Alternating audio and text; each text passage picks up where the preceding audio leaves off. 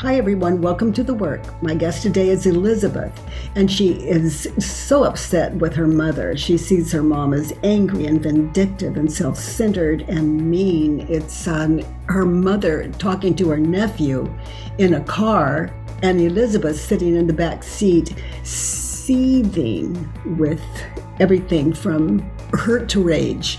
And you be the judge of all of this, and let's join Elizabeth in the back seat of the car and get a handle on this vindictive, mean mother.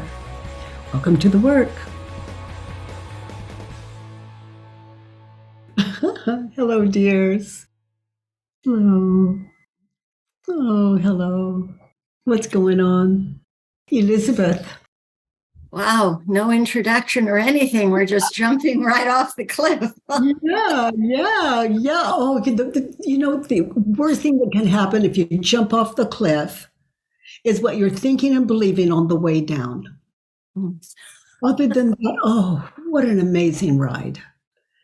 All right. I want to work on my mom, who's been gone for 7 years, but the stuff shows up in other people, I notice. So I have a worksheet. Okay. And those of you new to the work today, the work is a way to identify the cause of your suffering, a way to identify and question the cause of all suffering in the world. I love saying that so clearly because it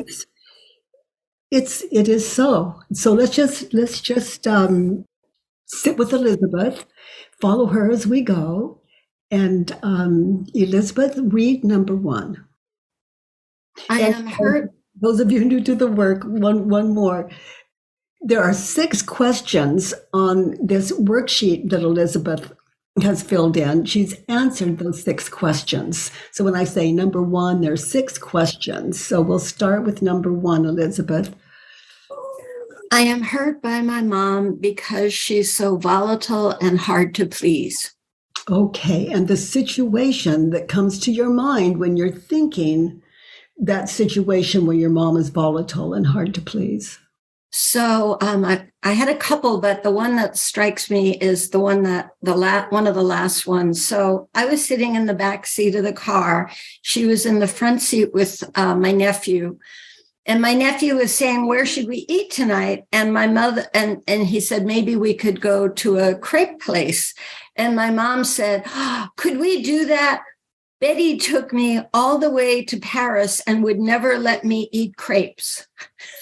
Oh, honey. I was so angry, Katie. I didn't talk to her for hours. So your mom is volatile. Is it true in that situation where she's talking to your nephew and she's saying, Betty took me to Paris and she'd never let me eat crepes? Be there now. She was volatile. So that's what you were believing then, and it really was so for you then. And don't change anything, just check it out. She's volatile. It's a simmering volatility. Like she was laughing, but underneath the laugh, there's this rage. I experience as rage. Okay, so that's what you mean by volatile. There was this rage underneath and the unexpectedness. I think part of it comes from that. I thought we were having a good time and you dropped this bomb into the car. Yeah. So she was volatile. How do you react? What happens in that situation? Be there now. That's where you're going to find the answers, all of you. When you're doing this work, we're going back to, here's where the answers lie. Notice how you react. What happens inside of you, your emotions, those images of remembering and anticipating past, future that were going on in your head when you had the thought, Mom is volatile and so hard to please. I'm filled with rage. Um, I see how volatile I am in that. I shove it all inside. But I'm just explosive with rage of how I'm never ever going to be good enough for this woman. yeah. Okay. So get in touch with the emotions. Be there now in the back seat of the car. She said what she said. How much, where is the most pressure physically, emotionally? As you sit in the back seat, get in touch with that.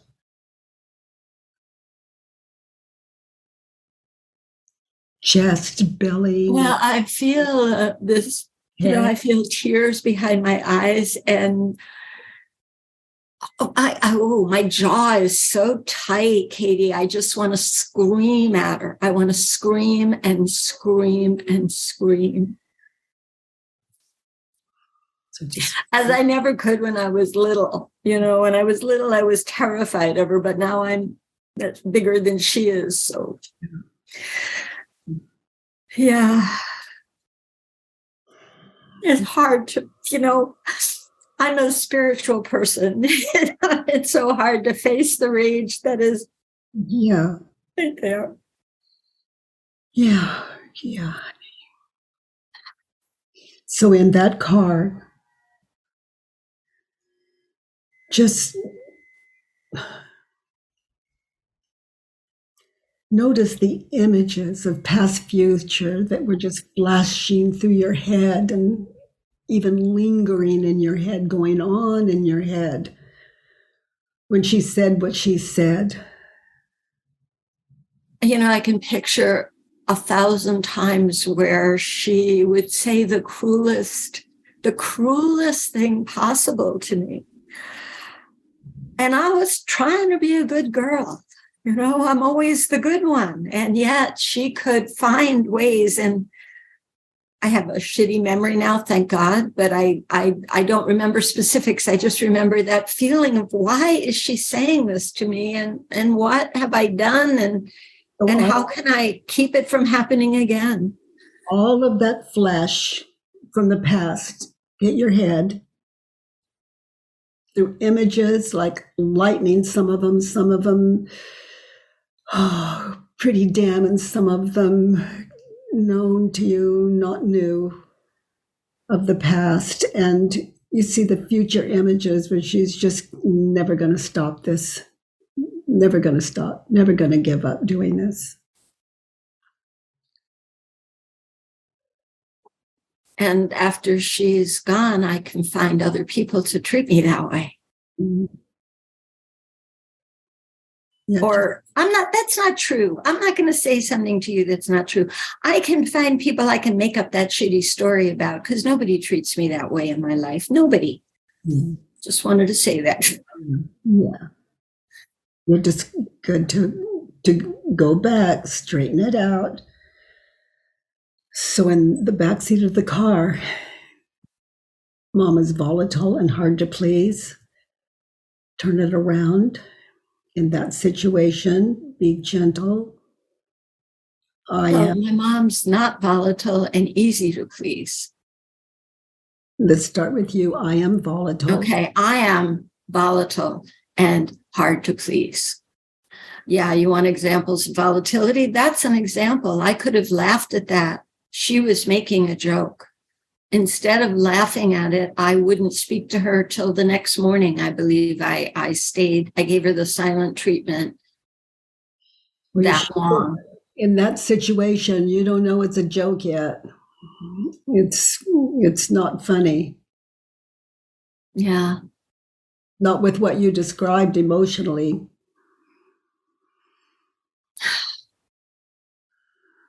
So I was volatile. My mom lights a spark and I explode. Yeah. That's volatility. Yeah. And even though it doesn't show on the outside, maybe. Oh no, we keep it in. It's like volatile. Yeah. and hard to please in that situation.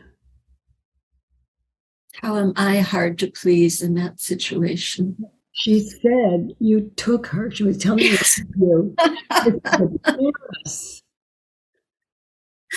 Yeah. Yeah. She took me to Paris. Yeah. Yeah. Absolutely hard to please. There she was. Wouldn't let you In her way, appreciating what I did. And I couldn't see it because I'm hard to please. Tell us about the crepe things. Did you have a no crepe thing going on with her?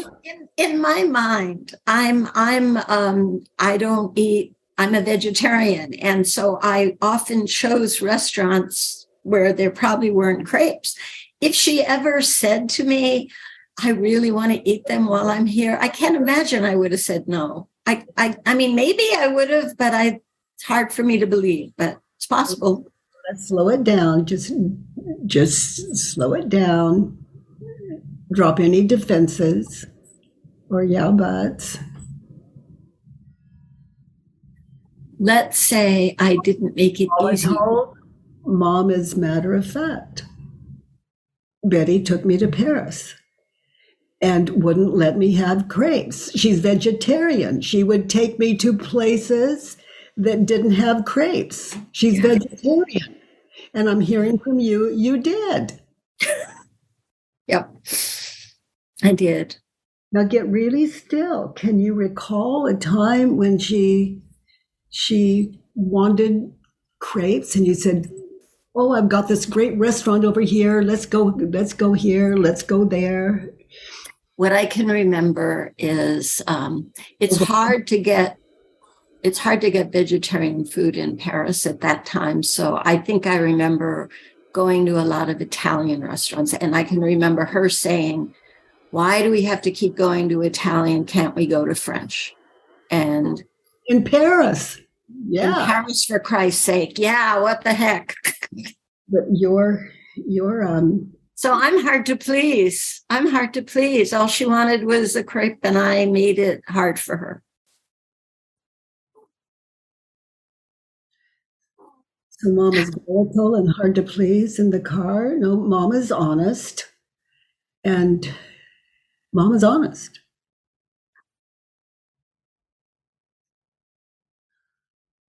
Yeah. We're so into what you wanted that yours overrode what she wanted. That's not right or wrong. It's just that in that, there were no crepes at those restaurants. Yeah. That you preferred over the others. In Paris, they have great crepes.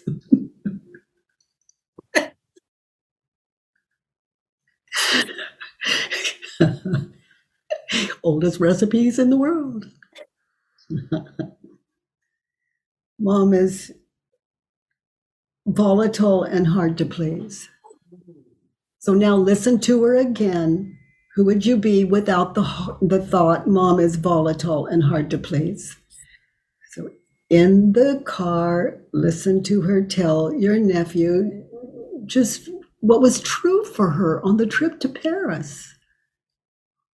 And get in touch with her attitude. Was she be there now? Who would you be without the thought, mom is volatile and hard to please? And those of you new to the work, we're not saying pretend she's not volatile and hard to, no. Be there now. Test. No, in this situation, I would have laughed. And the person I am now would say, well, let's surely get you some tonight and make up for it, instead of going defensive. See, that's more like you.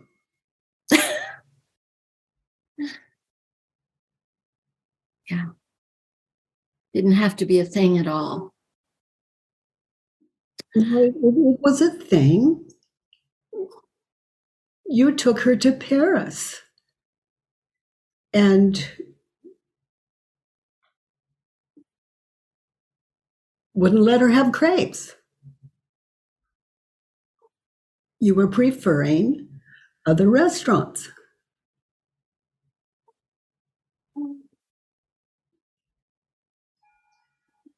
So be there now in Paris. Look at you. Look at your mom. Look at you.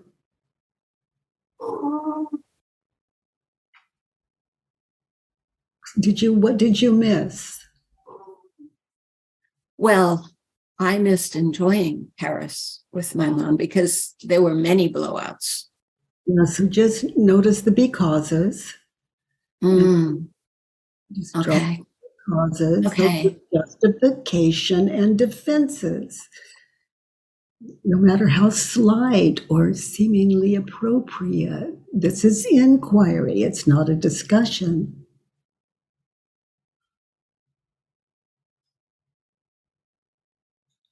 So what the question again, Byron, Katie? What was it like in Paris with your mom without the thought? Oh, it would be fun. It would be light.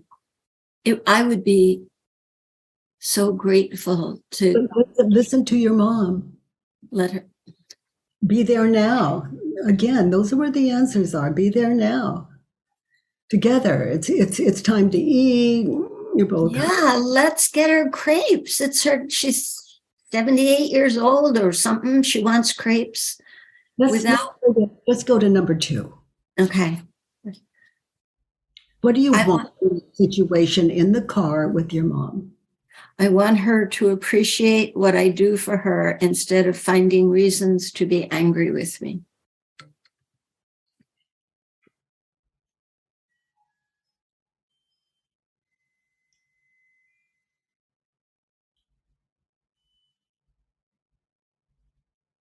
So, sweetheart, just turn it around gently. I want me. Be in the car. Listen to your mom. Live this turnaround. I want me.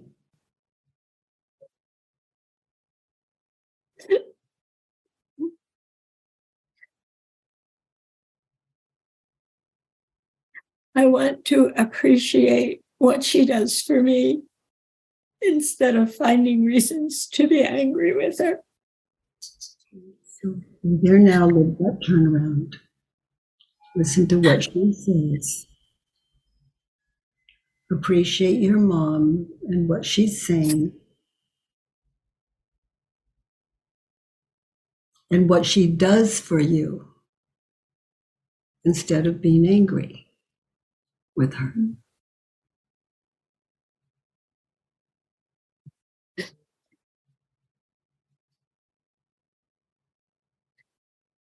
Shortly after that visit, my mother died in her house fire.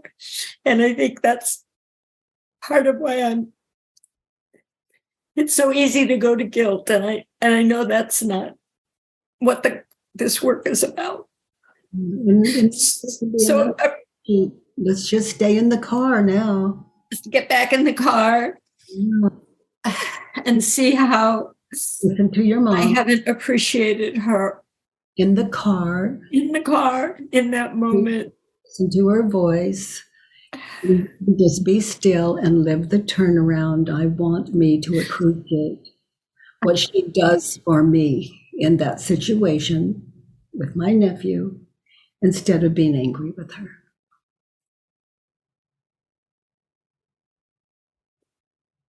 She's saying, you take me to Paris. Listen. What she's saying. She just loves being out with her family. Nothing gives her more joy. And I can so appreciate how much my mom loves my company and gets so much pleasure out of being with me.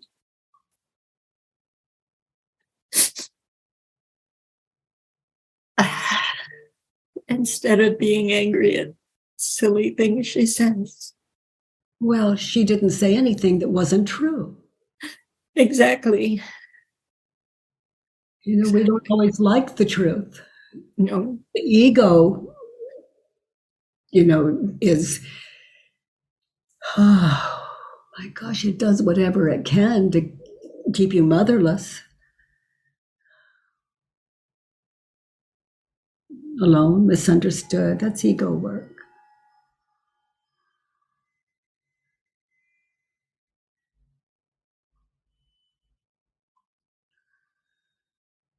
Let's look at 3. In that situation, believing what you were believing then, what advice would you offer your mother to get what you want? she should stop making sarcastic comments and think before she talks. It wasn't even sarcastic. I mean, she made many, but that example, it was neither cruel nor sarcastic. So she Slow it. She should stop making sarcastic comments. Is it true? No. No. It's part of her charm. Be there now in the car, sweetheart. She should stop making sarcastic comments. For example, when she said you wouldn't allow her to have crepes or whatever it was she said. She never let you eat crepes. Who would you be without the thought?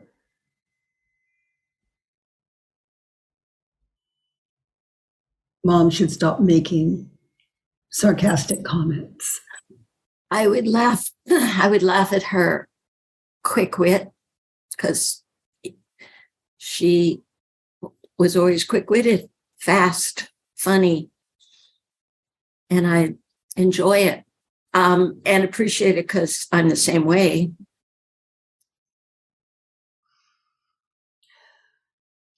Mom should think before she talks. Is it true? When you consider, she said, Betty never lets me eat crepes. No. I even though it seemed like a joke, I think it bothered her. I think it hurt her. I sure don't know.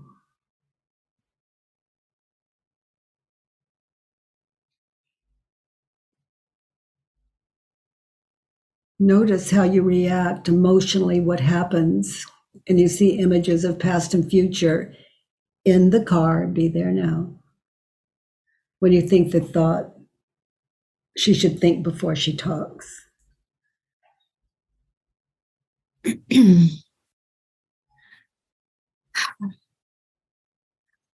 It's starting to remember times where I remember her telling me how very selfish I was and how all I think about is myself. And yeah, I'm starting to remember some of the ways when I was trying to do the right thing, I felt like I was being told I was all wrong. She could have been right. Sometimes.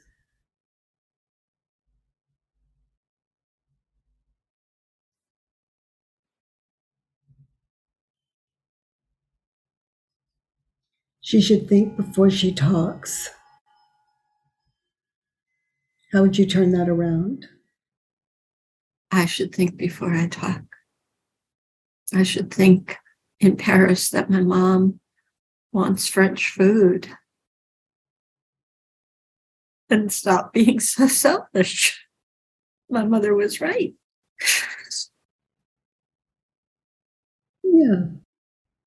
You can have tea, she has crepes. Can go eat vegetarian afterwards, she has tea, you eat a salad. Yeah.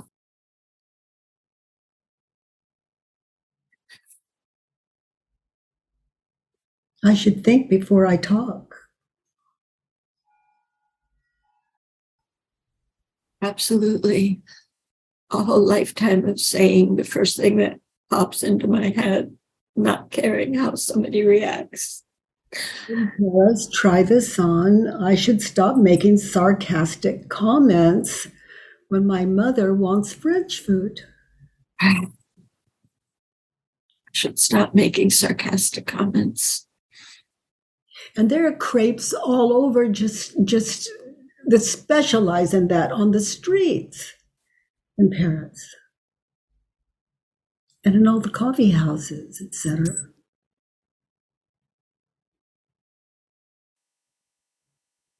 I should think before I talk. I really see that with my daughters.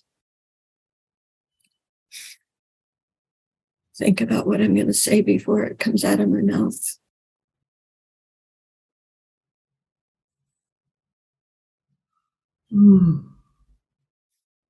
I love I love that for you. It leaves you as a listener with your daughters. Yeah. Not too late ever. Let's look at 4. I need Mom to see my intentions are loving, and she should never get angry at me again. Your intentions in the car, your intentions are loving toward your mother. Is it true? Not a bit. And in Paris, your intentions are loving. Nope. They were selfish. So just notice that doesn't make you a bad person. That makes you someone trying to do the right thing with your diet. And those intentions are really, let's just say noble, and other people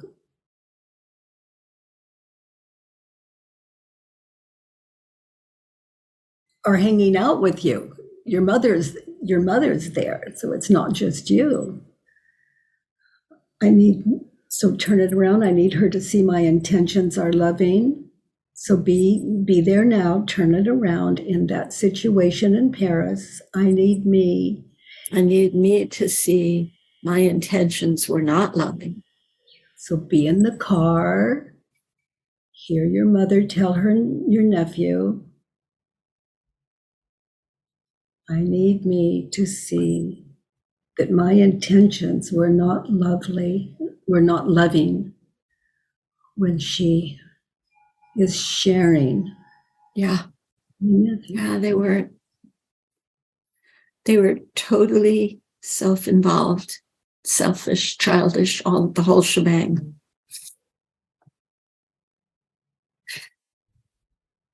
Not right, not wrong. When you consider what you were thinking and believing, it doesn't make you guilty. You're focused on what's best for you. And when it comes to eating patterns, that's quite a priority to a lot of people. To be happy, I don't need her to see my intentions are loving. Not at all.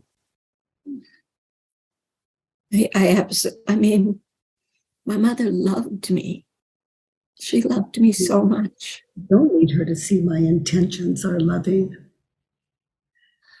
So listen to her, tell your nephew, I don't need her to see my intentions are loving. From where I'm sitting here with you now, I see her intentions are loving. Betty took me to Paris and wouldn't let me have crepes. Betty never let me eat crepes. What a powerful woman my daughter is. I need her to never get mad at me again. So be in the back seat in that situation. I need me to never get mad at my mother again. Without doing a worksheet, for sure. That's one of those things I'm willing to be mad at my mother again. I look forward to getting mad at my mother again, because that indicates I'm not done with my mother yet. So it's another worksheet and another worksheet and another worksheet. There was a big misunderstanding in that car. And to take responsibility for your own potential misunderstanding is to sit in yourself and give you the answers that you've been missing. And in that, it can give you a whole new mother. Mm. That is so something I might say with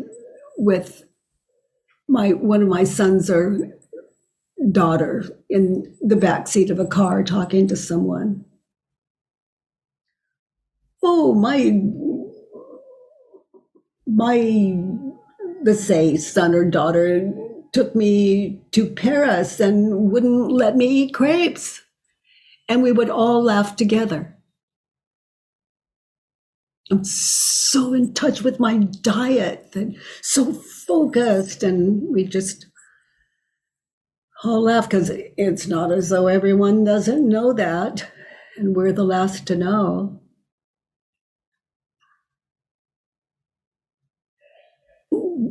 Does your nephew know you're vegetarian? There it is. I don't know what was in those crepes. I keep seeing sugar and butter and Eggs. It's the eggs that are the problem. Okay, so let's look at 5. Mom is angry, vindictive, self-centered, and mean. Okay. In that situation, my thoughts about my mother were, My thoughts about my mom are angry, vindictive. I punished her for the rest of the day, so they were mean. They were self-centered because I made that statement all about me instead of a mom who wanted her crepes. yeah, and vindictive, get it even with her all day. Yeah, I got even with her all day. So in that situation, let's test it. Be in the car. Your mother is saying what she's saying. Betty took me to Paris and never let me eat crepes. Be there now. My mother is, what is the opposite of angry? Peaceful. I don't know. You have to be in the car. She was having a good time. She was relaxed. She was relaxed and enjoying herself. It's pretty opposite to anger to me. Yeah. Just chatting away with her nephew, her grandson. So be there now. See now what you were missing then that was really good then. Yeah. Just watching her enjoy herself. And no matter how you react, she knows how you are. She's just saying it like it is. Yeah. She's going on with her life. It seems from here. She's vindictive. What is the opposite of vindictive? Forgiving. Okay, so hear her telling your nephew. As a joke, and it doesn't matter, and she's forgiven me. And I made up a story that she was pissed about it. It's my story. It's all my story. Listen to your mom, honey. She's not vindictive.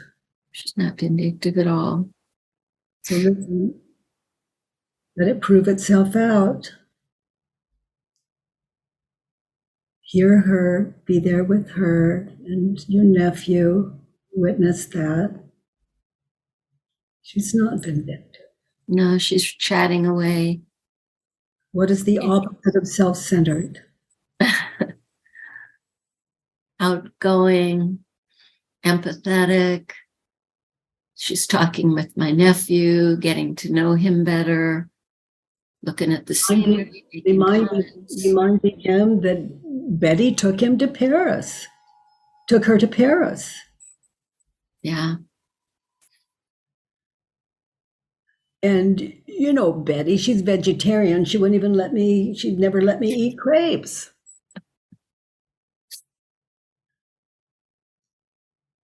I think your mother knew she could go out and eat crepes anytime she wanted.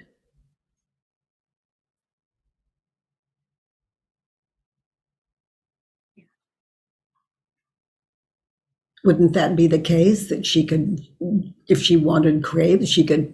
Of course, of course. So self-centered, lighthearted, inclusive, reliving Paris. Yeah. If she wanted crepes, she could. My mother was mean in the car. What is the opposite of mean? Kind. So if she was kind. You know, if it were a resentment, she could have turned around and given me the look. She didn't. She just was telling a little story to make conversation. I'm the one. I'm the mean one. I'm the mean one.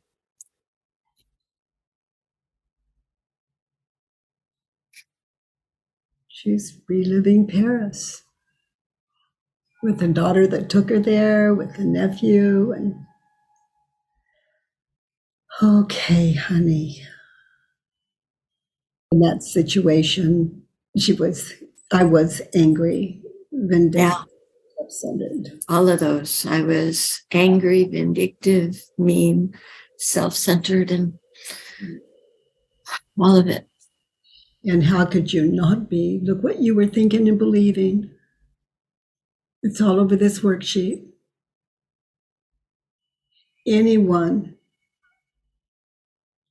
attached to the thoughts that you were thinking and believing in the back seat would be the same. But anyone who had thoughts like the ones on this worksheet, that had an open mind, would notice and not be separate from the mother, the nephew, or herself.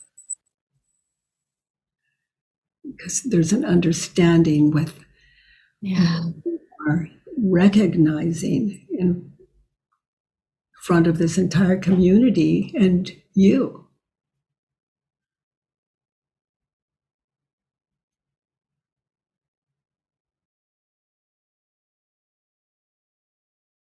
Let's look at 6. I never want to be blindsided by someone's anger and criticism again. I am willing. Let's slow it down. Honey, let's slow it down. She was angry. Is it true? Don't guess. Don't guess. Be there. She was angry. Is it true? Listen to her.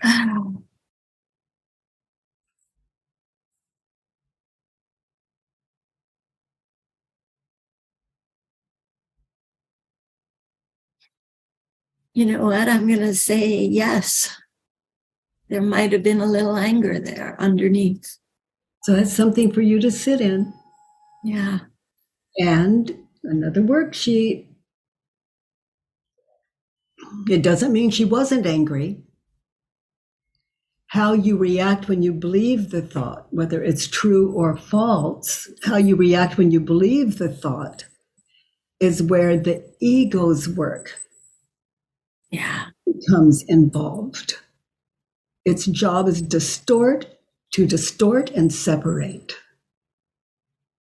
Like, I don't ever want to be blindsided by her anger and criticism again. She criticized you. when she said, Betty never let me eat the crepes. She was being critical. Are you sure?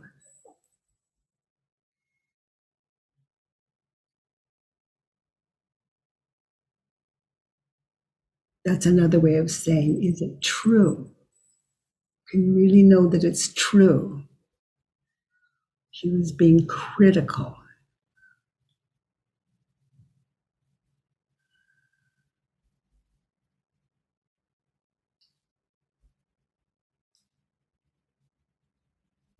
I can't know. It's criticizing.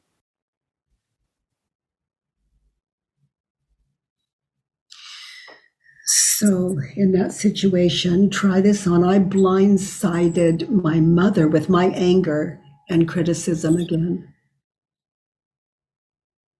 You bet. I blindsided my mother with my anger and criticism. Yeah, because even if you don't say it, it shows up in attitude. Oh, yeah. And we really know how to stab them directly. Just, the ego just,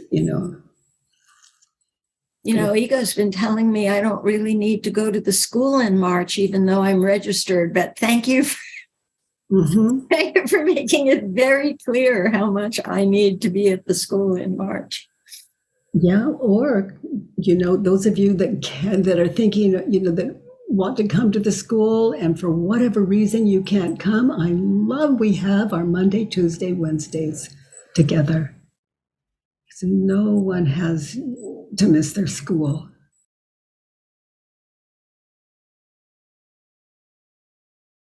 And those of you that are coming, I can tell you, I'm really looking forward to it. I'm really looking forward to it, like I look forward to being here every Monday, Tuesday, and Wednesday. Thank you so much, Katie. At the School for the Work, we have 9 days sitting together from morning till night. And Monday, Tuesdays, and Wednesdays, we have time together. And then that space in between where you can do your own work. And it's always free. These worksheets are always free on thework.com and on a 99-cent app. Okay, sweetheart, I am willing to be blindsided. I am willing to be blindsided by someone and by someone. I am willing to be blindsided by someone's anger and criticism again. I'm willing to be blindsided by my mother's anger and criticism again, because your mother is still alive in here. Yeah. You're so right. I mean, mothers don't die. Every grievance we had when they were alive, we have when they die. The ego is not, their mothers are only remembered or anticipated anyway. So yeah. I look forward to being. I look forward to being blindsided by my mother's anger and criticism again. Worksheet. Lifetime with your mother to undo. And if I can do it, you can do it. And there's so many of us in our mother work. Thank you, Elizabeth. Let's get some takeaways from your work today. Audra. Hi, good morning. Hi, Audra. Honey, what are your takeaways today? What did you become aware of? Well, I learned I have a lot of work to do with the ego in particular. And while I feel like the situation in my life is a very big situation involving creation of life and a new person, that really the smallest things need the work too.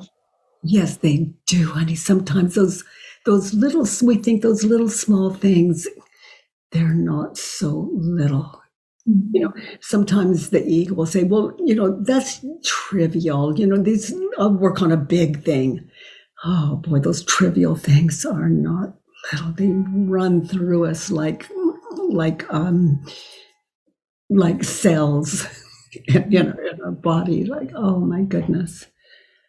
Oh, sweetie, you're on a beautiful path. The path of sitting in yourself. All the answers are there.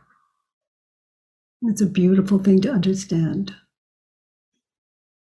Thank you, precious. Thank you. Damien.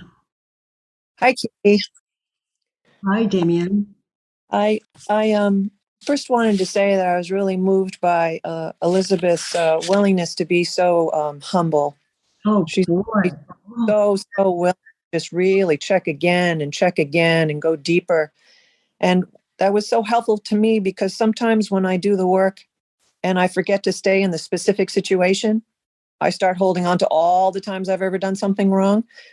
Elizabeth, me to see how that works for me, that edge of falling into guilt rather than just staying in the specific situation with what I believed at the time. So I had no choice, Oh, Damien, you have anchored into how to do this work, to anchor in that situation. And yeah, it shows up all over the place in our past. Yeah. So the ego wants to move you from here to there, but to stay anchored like that discovery that you shared with all of us, it's huge. Yeah.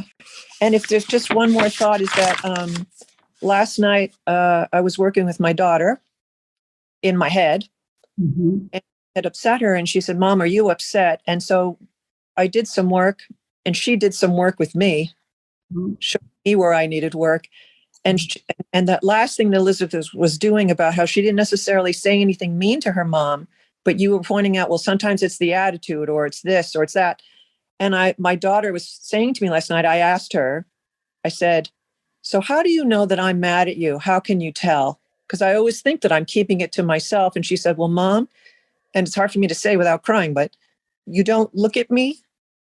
You no longer touch me. You no longer smile. You no longer act as if you care. You avoid facing me. And I was like, wow, it was just so much to realize. And that's again where I get on that edge of going into guilt, but it's like, all right, let's just stay in that specific situation. And then I want to have gratitude that now I know the next time she says, are you mad? I can check like, okay, what am I doing with my body? And then I can instantly show her that I love her because I know she wants me to look at her. I know she wants me to touch her in that moment, and I can do my sheet later. But just for that moment, I don't have to create more harm, and I'm just really grateful for that. Wow, you are in. What it says so much for you as a mother that your daughter can trust you to come straight at you with those truths that you shared with us. I just want to be a listener so bad. Just stop talking and just be a listener. So thank you. Thank you. By the way, everyone, if you enjoyed this podcast, please give us a 5-star rating and review on iTunes. It really matters, and thank you for that. I love that you join me every Monday, Tuesday, and Wednesday from 9 to 10 a.m. Pacific time at homewithbk.com. Let's do the work.